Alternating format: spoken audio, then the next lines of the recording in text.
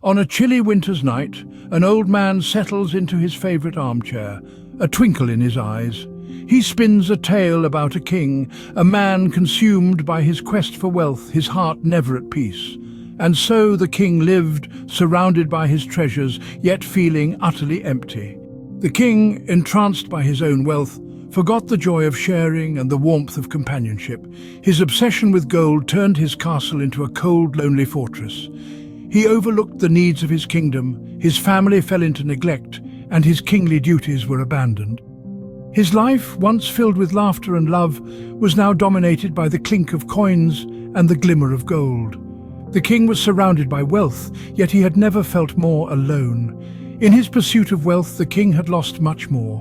One day, the king stumbled upon a poor farmer who, despite having little, was content.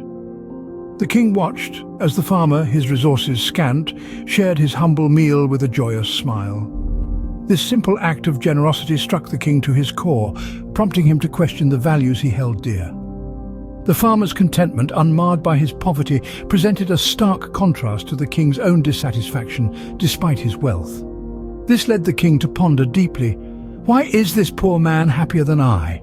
The king, inspired by the farmer, decided to change his ways. He began to share his riches with his subjects, providing for those in need.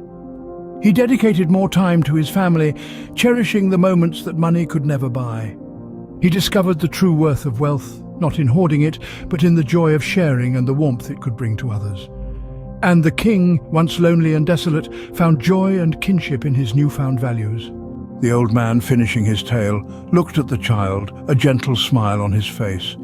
He shared the wisdom of the tale, teaching that true wealth is about giving, not just receiving. It's about love, kindness, and generosity. And remember, my child, true wealth lies not in what we keep, but in what we give.